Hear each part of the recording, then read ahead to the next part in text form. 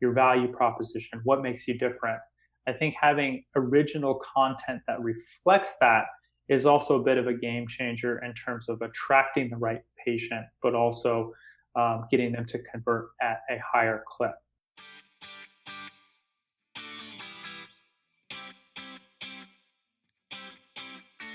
Hey, ambitious dentist, welcome to Start Your Dental Practice, the show for existing and aspiring dentists to take your dental practice to the highest possible level. I'm your host, Jonathan Van Horn, CPA and ABV, founder of dentistmetrics.com. Every episode, we aim to demystify the how to start a dental practice problem by bringing on world-class dentists, influencers, and consultants in the dental industry to pick their brain about how to get past the barriers involved from going from no practice to being a practice owner to owning your own successful dental practice. Hello, ambitious dentist. Today, I have another exciting episode for everyone that's listening to talk about one of my favorite topics, which is getting new patients. And as a side note, it's also in a way that I think is one of the most efficient ways, and that is through your website. I think it's a great way to do it. And I have on with us someone who is a marketing agency owner and was referred to me by one of my own clients. As always, I'm highly protective of my listeners that Start Your Dental Practice. I only bring on people that I know do a good job for my clients so that I am protecting you guys so that you know that if they're on our podcast, then there's someone you should listen to. They know their stuff. And the person I have on today is Dan Delmain with Delmain Media. And Dan, since 2009, and his team at Delmain have helped dentists around the U.S. tell their unique stories, attract the right patients, and grow their practices through search engine optimization, content marketing, Google Ads, and website design. Dan is a proud member of the Academy of Dental Management Consultants and is a frequent contributor to dental publications, podcasts, and conferences, including Dentistry IQ, Dental Town, and the Bulletproof Dental Practice podcast. All great publications and podcasts. So Dan, thanks so much for coming on today. Very happy to be here, Jonathan. Thanks for having me. Yeah, so Dan and I were actually talking before the podcast got started about a pretty interesting subject that I think most of you are going to be interested in. And that is, a lot of dental practices have a website. And a lot of websites don't do a great job of taking a patient from searching for a dental practice to booking an actual appointment. So what that means to you as an owner is that you're paying a company to have a website and it's getting all these views, but you're not really making any money off of it. So one of the things we're going to talk about today is how to change that, how to make those visitors turn into patients. And Dan, what is it that you see that, practice websites are making mistakes on with this issue? Yeah, I think that, obviously in business, your current customer is your cheapest customer. So we always want dentists to focus on high retention rates. But the flip side of that is sometimes it's a new practice or they really want to grow the new patient base because they brought an associate, they're opening a second location. So it is a very necessary part of the dental practice. And so there are a lot of different opportunities to really push that new patient base and not only grow the new patient base, but also focus on the type of patients that you want, whether you're insurance-based, whether you're fee-for-service, the type of patients that you're looking to attract. So there's a number of things that you can do. Specifically, I think we're going to focus on what you can do within your website to really garner the right attention and convert those visitors into new patients. And I think the very first thing that I always like to start with when I'm having this conversation is to take a look at your website and ask yourself, like, is this a website that if I came to, I would convert? Is it modern looking? Does it have content? Is it reflective of the practice? Does it conform to mobile? That has been very important recently, especially with mobile proliferation taking off. We always, when we're analyzing websites, we almost look at mobile design first and desktop and laptop second, because more visitors are entering into a dental's website via the mobile experience versus the desktop and laptop. So you have to make sure that the user experience is enriched on mobile, and you have a very modern looking website. I would say it would be the first thing. So how do you, as a practice owner, know if you're conforming to making sure that your website is good with that conversion? Well, there are a couple tools out there. One, first and foremost, is if you Google mobile friendly website checker. There's a Google product out there that you can put it in your website, and Google will tell you if it's mobile friendly or not. And there's some also deeper tools within there that'll also give your website an overall score based on user experience. And that's always a good place to start, because when you think about optimizing for Google keyword rankings, visibility, traffic, you want to make sure that you're staying in the good graces of Google. So that's one tool. Another tool, I'm sure most dentists have heard of Google Analytics.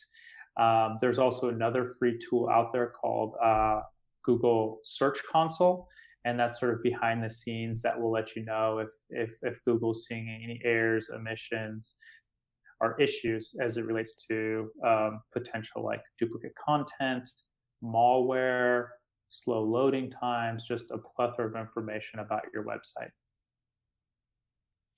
Very cool. So in terms of how is it that having that mobile readiness actually gets someone from being a visitor to a website to an appointment? Well, I think especially with the mobile experience, I would say that things tend to be a little bit more accessible, right? So making sure that your phone number is click to call and just right there front and center, the ability to click for driving directions. I really feel that the mobile experience tends to lead to more phone calls versus form submissions. And so by kind of dumbing down that information that might live on your website, let's say loads of content, you can in turn on the mobile experience really sort of truncate that information to give them the right chunks of information. Because let's face it, when people on their mobile phones, they're for the most part scanning. So if you can serve them up shorter sentences, bullet points, calls to actions, maybe fewer clicks, then you are creating a greater likelihood of that person on your website calling the practice and becoming a new patient. So whenever a visitor comes to the website, what is it that typically drives someone? So what is the difference? Like if we're thinking of two scenarios, like what, if someone comes to a website, is it the intent that brings them to the website that usually leads them to becoming an actual appointment? Or is it something in the website that helps them with that journey? Or is it kind of a mix of the two? That's a good question. I think it's sort of a mix of the two, because specifically with Google, people are typing in a question because they're trying to solve a problem. And hopefully by clicking into your website, you're helping that person solve whatever problem that they're looking for. And the search intent can vary wildly. So someone kind of on a very like almost innocuous top of funnel search might type in something like dentist near me. So they're looking for a dentist in their proximity, but they're not being very specific in what procedure that they're looking for. Versus if they type into Google like Invisalign or implants dentist, what have you, I think that those types of visitors are very specific in what they're looking for, and they're probably more prone to converting based on a very specific problem that they're looking to solve. So whenever you're trying to tackle a new client's website issues, are you focusing more on trying to get the right intent from the visitor, or are you focusing more on trying to convert the intent from a research mindset to a action mindset on the website? What is it that you guys try and do? Well, I think that I think one of the biggest things that we strive for is not only growing the new patient base, but also growing the new patient base that fits sort of that ideal profile of a dentist. And I think that there are certain things that you can do within your website to attract that type of new patient. So for example, like if let's say a single practice GP is very dependent on insurance, they've opened up a new practice. One potential recommendation is doing some sort of new patient special, be like a $69 exam, x-ray, and custom treatment plan.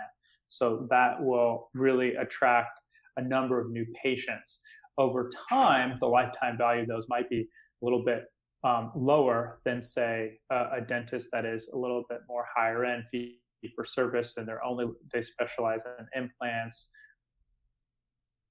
They're not necessarily giving discounts. The conversion rates might be a little bit lower, but the procedure is a little bit higher in cost, and you potentially have a longer lifetime value of a dentist or of a patient, excuse me. So the strategy of the practice overall impacts what you're going to be focusing on for said site. Exactly. Gotcha. So in terms of taking a practice that has had an ineffective, let's call it just virtual strategy, and optimizing it, what are some of the paths you take your clients down in order to get them, to fix the issues that they've had with their website? And are there some sites that just aren't, salvageable? Yeah, it's a great question. I think to the latter question, I do feel that sometimes websites are unsalvageable. Sometimes that they're overly custom coded, or they were launched in the pre-2010s. So sometimes like adding Band-Aids and kind of playing whack-a-mole doesn't necessarily make sense, where a lot of times it's better just rebuild the whole thing. WordPress, I don't know if your audience is familiar with WordPress, but that tends to be a platform, a website platform that is very conducive to digital marketing and new patient growth. And that's what we recommend building a dental practice website on is WordPress. Remind me again of your first question there, Jonathan. Yeah. So what I was saying is, if you have a practice that their website isn't performing in line with the strategy they have as with their practice, how do you take them from that ineffective strategy to having that website start generating actual patients for them? Okay, great. Yeah, so I have a couple of sort of bona fide ideas there, and I'll kind of cruise through some of them and prioritize order. I think one of the biggest missed opportunities with dentists is not doubling down on professional photography. And you see this time and time again. You come to a homepage and it's the same stock photo that you've seen time and time again. And I really feel that, like, if you really want to create a connection with your potential patients, like, you want to make that process of, so here is our online presence, eventually you're going to come into our location, you want to make that as seamless as possible. So I think like the biggest opportunity and probably the best investment is professional photography. And we don't do we're not photographers here at Delmain because we can't fly around the United States, but photography tends to be huge.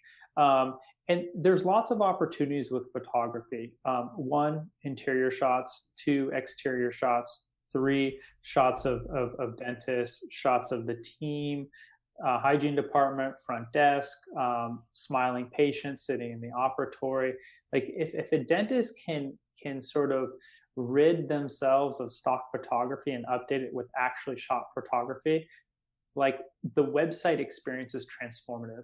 And we've seen time and time again conversion rates much higher with professionally stock photography. So that's the first one. And I think kind of along the lines with that as well is videography. I think in this day and age, it's customers are really demanding video. And I think it also sets brands and companies apart. And specifically with dental practices, one of the sort of the ideas that I like to plant in a practice owner's mind is, imagine coming to a dental practice website and you click into either on the home page or a certain procedure page, and up pops a video of a patient testimonial. You click, you watch the video, and that patient is just in tears because that practice completely transformed their lives by giving them their smile back that they might not have had for decades. Like those kind of moments where it really tugs at your heartstrings. Also, in addition to professional photography, can be a game changer with videography. So we do feel like those two can tend to be prioritized above some of the others. And yeah, so how do you feel about that, Jonathan? Are you? I mean, I agree that it's really good original content for having a testimonial on a site. I think that's a fantastic way to tell a story and, provide proof that, the services at this office actually make a difference. And also get the mindset of the potential patient, that, what your practice is trying to accomplish. I think that's a really good way of doing it. It's always good to be able to say, hey, I'm trying to find a practice I can trust, and this person trusted them so much and they did such a good job for them. At least we know that that's the case. Because if you're comparing that office to, say, just an office that just, again, uses their website as a business card, the one that has the testimonial is typically going to have a large leg up. Yeah. And I love what you just said too, Jonathan, because I'm a firm believer of who better to tell your story than through the lens of someone else who's experienced it, right? So as a practice owner, like you can, and it's important to tell your story, but like lining up 2 to 3 to 4 testimonials of actual patients who've lived that experience, like there's nothing more powerful, I think, in advertising and marketing than that. And when we get our hands on stuff like that, we can really, really grow new patients. I agree. So having the video testimonials are a big deal. If a client doesn't have those on hand, how do you recommend they get those created? Well, a lot of times we'll recommend photographers or videographers in their local area. If that doesn't work, then we can look to bring someone in from out of town. In my mind, it doesn't have to be a huge expense. But I also recognize that sometimes, like when practices are getting up and running, there's only so much capital to go around. So if they don't have a website, let's say they purchased a practice from an outgoing dentist who never had a website is definitely number one. And sort of on an interim basis, absolutely stock photography makes sense. I do feel though that the about page, I want to spend a second talking about that. Through our research with dentists looking at tons and tons of data, specifically through Google Analytics, surprisingly, we found that the about page on a practice's website is the second most visited website next to the homepage. Okay, so that leads me to believe that people want to see faces of who they're going to be doing business with. I think another missed opportunity is a dental practice website that doesn't have any photos of the team, even sometimes the dentists themselves. So I think at the very least, stock photography can live in other places on the website, but on the about page, you absolutely need photos, at least one of the dentist, preferably more. So preferably more. And do you recommend doing this for, just big cases or each specific different procedures? I mean, is it valuable enough to be saying, hey, if, someone's searching for implants, we should have somebody on here doing an implant testimonial, or someone wanting a crown, and we have a crown testimonial. Do you get that narrowly focused with it, or, I mean, what's the best case scenario? I would say that tends to be a little bit, that tends to be a pretty serious investment in terms of photography, videography, doing it for each individual procedure page. I think it's definitely something to strive for over the long run. But if you're being budget conscious, especially early on, then I think that even just sort of using like a ubiquitous patient testimonial or some photos of the operatories and the team, I don't think that they necessarily have to be specific to that procedure. But again, it's something to strive for in time. So in terms of, having these videos, would you say that these are things that you would have on like individual pages, or would you say that these would be, in just the About Us area, like you said, that since that's the, one of the, obviously, other than the homepage, is one of the most viewed areas, or how would you set that up in terms of, the site map? Yeah, I think one of my favorite tactics, and backed up by data, this tends to work really well, is any opportunity that you can embed a video or place a written testimonial around your final call to action. So imagine that someone is on the implants page and they scroll to the bottom, and then before the footer there is a clear call to action. Call us for a second opinion or fill out this contact form and we'll be in touch. Like, if you can put that testimonial video or written testimonial right around that call to action, we have found that definitely influences conversion rates, as in it makes them higher. So that's typically what we recommend on a website. So what are some of the other issues you find on sites that, that you think are big wins that people just aren't paying attention to? Yeah, I think thirdly, a lot of times practices, and this is kind of rampant in my industry, unfortunately, is they will have a library of content. So the same content that lives on 100 different dental websites also lives on yours. The problem with that is it's not very SEO friendly. So when we think about like getting rankings for individual procedure pages, Google is interested in rewarding rich, informative, long form content. They're less interested in rewarding plagiarized content, for lack of a better word. So there's that element to it. The other element is when you think about the personality of the practice, your value proposition, what makes you different. I think having original content that reflects that is also a bit of a game changer in terms of attracting the right patient, but also getting them to convert at a higher clip. So I think thirdly, original content throughout the website absolutely serves in terms of growing that new patient base.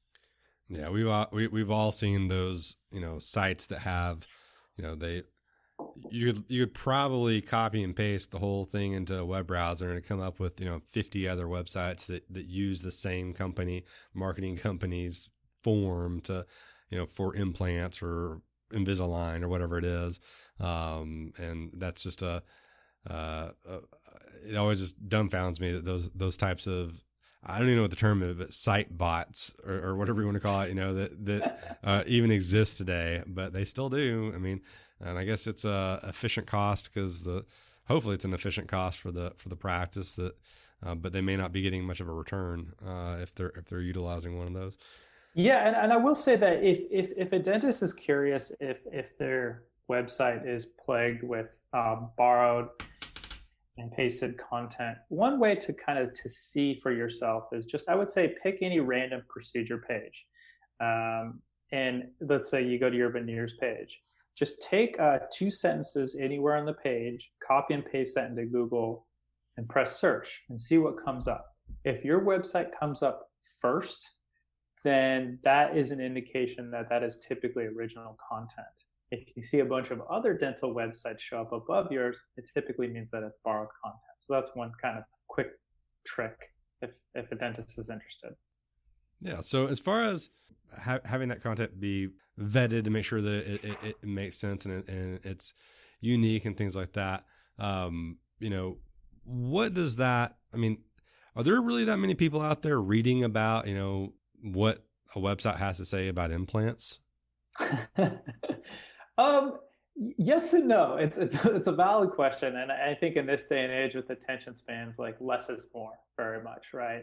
So, but I think there's an opportunity when we think about both like sort of appeasing the Google gods and getting keyword rankings. Like, content has been king since the inception of when Google came online, and it still is. So it's like, how do you balance those two camps where it's getting sort of the keyword information, ranking well, but also serving the user where it's, less is more bite-sized chunks. And I think one of the ways to approach that is making a website very conversational in nature.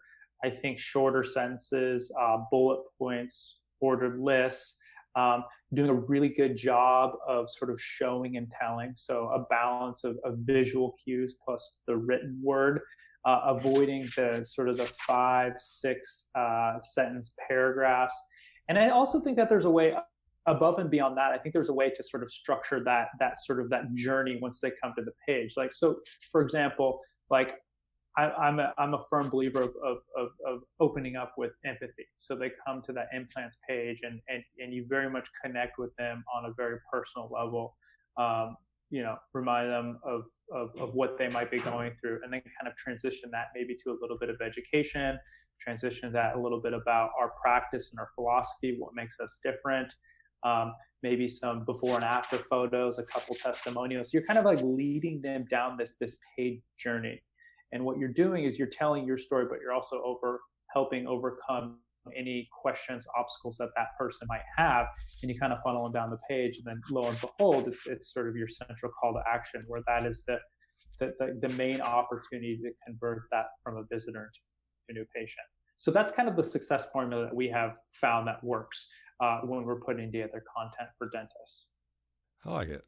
In terms of, again, having these people come in and have views versus appointments. I mean, is there any metrics that you can think of that, or is it vary so much based off of competition and geography that it's not like there's not like a tried and true number? Like for example, we're big on numbers. So, if a practice has, 2,000 visitors in a month and we can't source, say, 10 appointments to the website, is that would be a 20 to 1 or a 200 to 1 views versus appointments.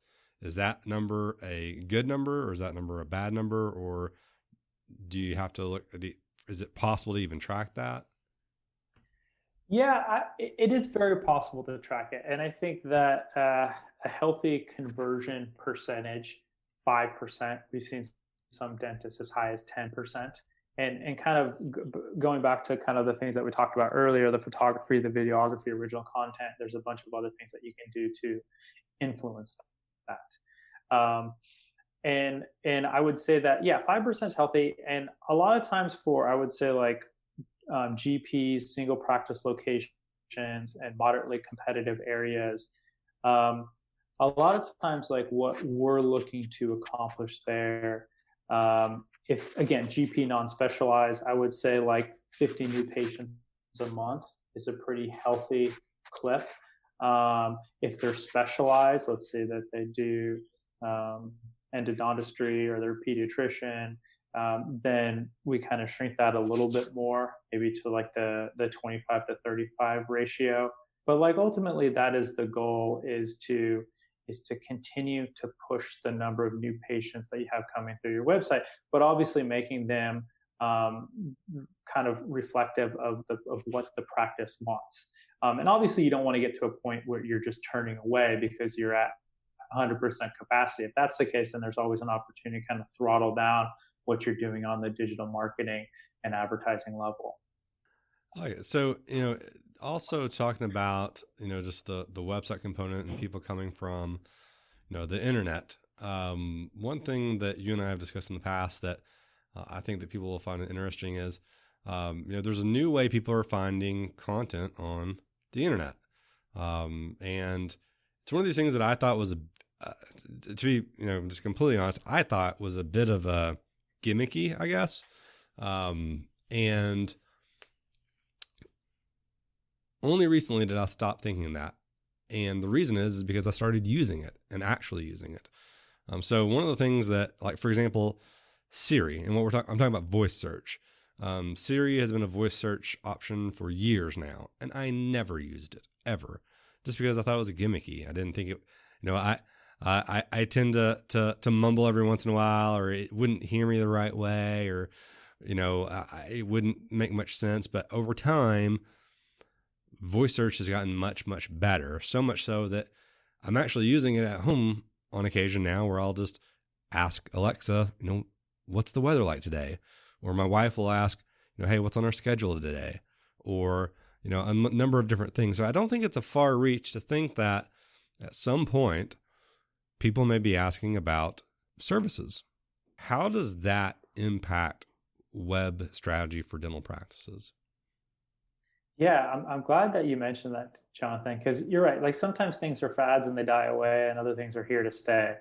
And I really feel with voice search, like this is kind of the evolution of where we're at with technology. We started with desktop, that migrated to laptop usage, and then mobile phone, and now voice search is really kind of blossoming. And just to kind of throw a couple of stats your direction, Jonathan.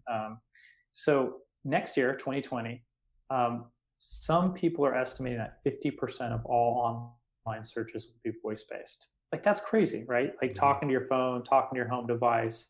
And also kind of by 2022, other people are saying that 55% of households are expected to own a smart speaker, such as Alexa. I own one, you own one. I'm sure a lot of our listeners do. So it's definitely not a fad that's going to go away. I think it's only going to increase in time. So, there's an opportunity to think as a dentist thinking about your online presence and how do you optimize it for voice search. And I think a couple characteristics of voice search is for one, voice queries can contain more sort of conversational words and tend to be a little bit longer in nature. So for example, like someone might type in their computer emergency dentist versus say Alexa, they might say, find me an emergency dentist who is open now, right? Another example might be they put together questions more commonly than they would on say a desktop or a laptop. So someone that might be type in like a Delta Insurance dentist versus what local dentist accepts dental insurance.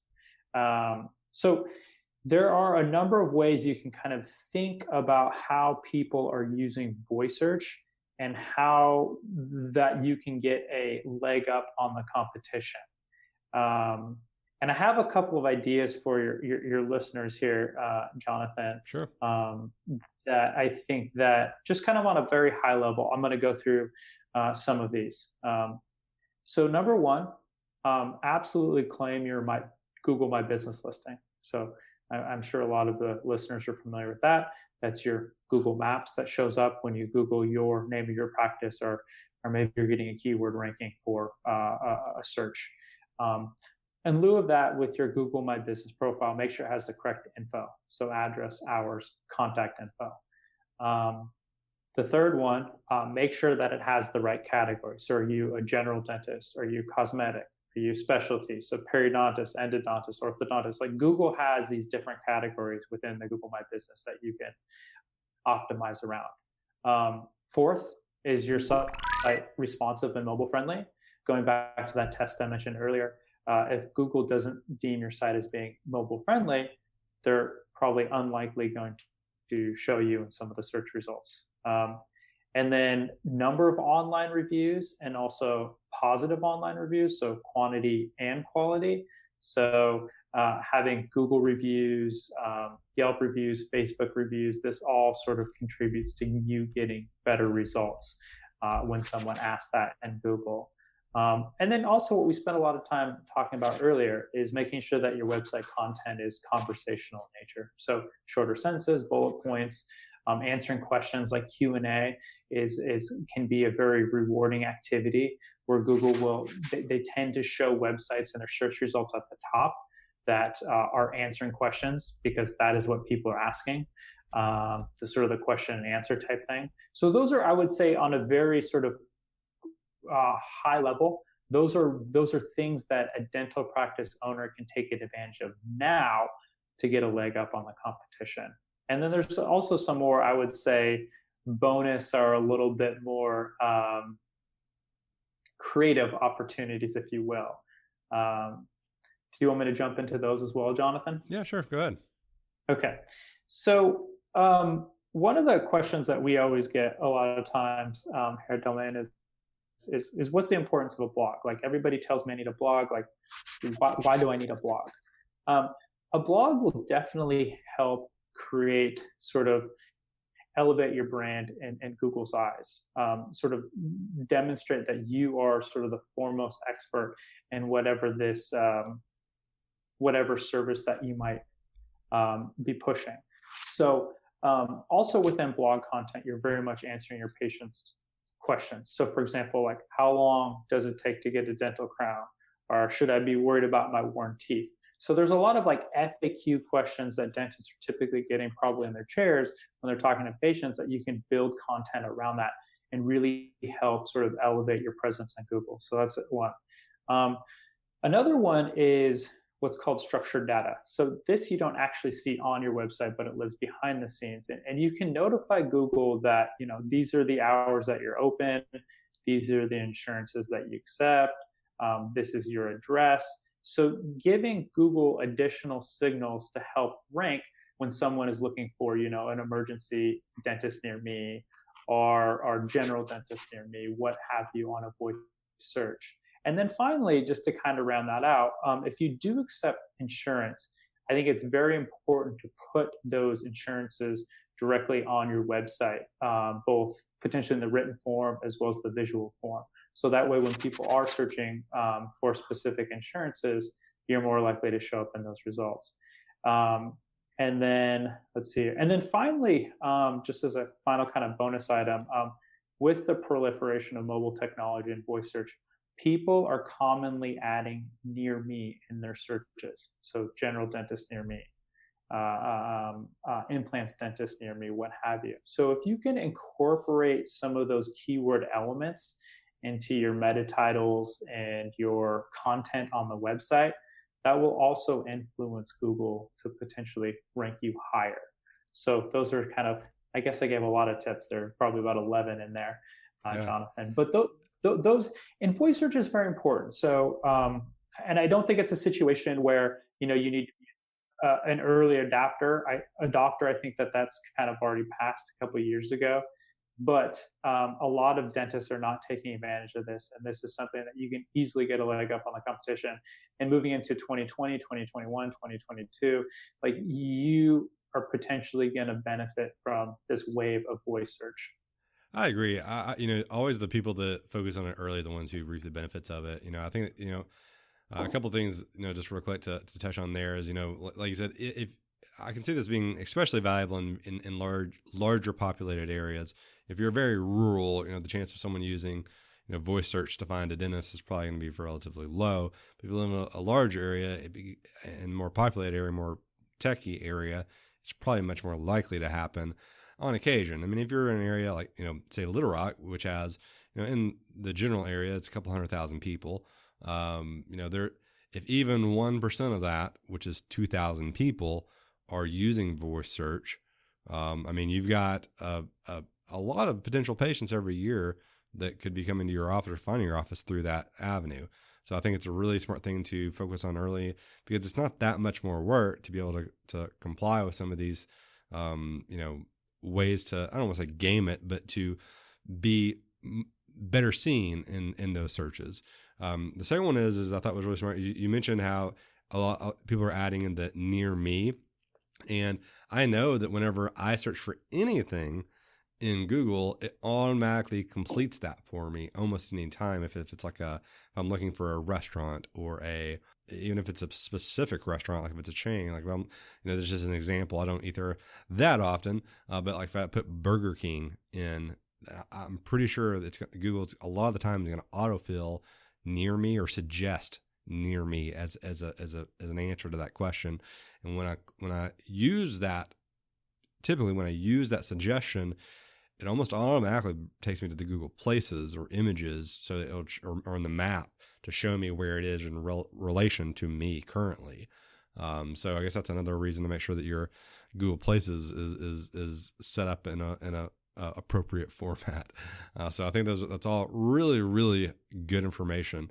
The internet and search and marketing and tactics.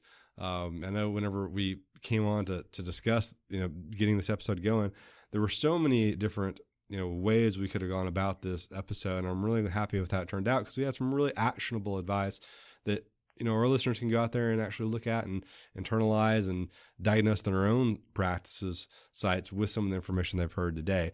But since there is so much more, if our listeners want to know more about some of the wealth of information that you have, Dan, how would they be able to reach out to you? What how do they read more about Delmain, and how do they just reach out in general? Yeah, I appreciate that, Jonathan. So the best way to get a hold of me is you can either go to our website, delmain.co, so DELMAIN.co, or better yet, email me directly at dan@delmain.co. And I'll also put my phone number here as well, 503-477-9298. But yeah, email would be the best way. We can set up a time to talk. And really what I try to do in those discovery calls is solve as many problems that the dentist might be facing, and give them all the right tools, resources that they might need to kind of move forward and push that new patient growth. So yeah, dan@delmain.co is my email.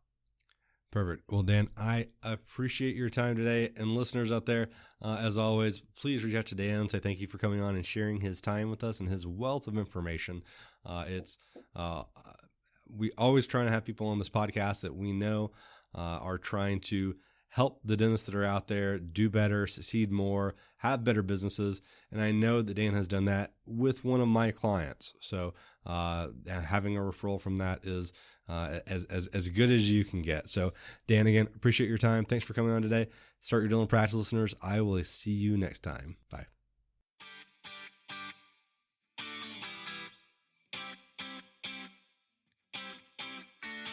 So that's it for today's episode, but that doesn't mean that the learning and implementation have to stop there. I've created a free report called The 15 Numbers That Will Make or Break Your Dental Practice. This report has been downloaded over 1,000 times by dental professionals. So if you want your free copy of this report that's going to outline what the most important numbers are in any dental practice, and it also includes how to look at your numbers, how to set goals, has a whole slew of really important information that is the culmination of all of my experience as a dental CPA, then just go to startyourdentalpractice.com/free gift. That is startyourdentalpractice.com/free gift. And so that's it for today, Ambitious Dentist. Again, I'm Jonathan Van Horn, CPA and ABV. I'll see you next week with another world-class practice owner or consultant that will help you start your very own dental practice.